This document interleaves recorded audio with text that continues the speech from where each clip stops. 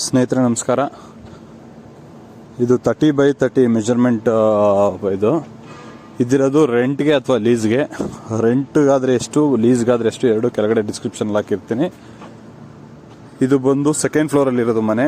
Open kitchen, 2 BHK house ಮತ್ತು toilet. ಇದು room, semi furnished house. ಇದು ವಾರ್ಡ್ರೂಫು, ಡ್ರೆಸ್ಸಿಂಗ್ ಟೇಬಲ್,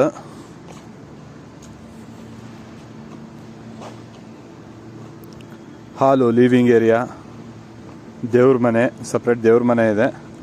ಸ್ನೇಹಿತರೆ ಇದು 2 BHK house with attach toilet ಇದೆ, ಸಪ್ರೇಟ್ ಜನರಲ್ ಟಾಯ್ಲೆಟ್ ಒಂದಿದೆ. 30x30 ಮೆಜರ್ಮೆಂಟು, ಸೆಕೆಂಡ್ ಫ್ಲೋರಲ್ಲಿ ಇರೋದು, near to Metagalli, KRS main road.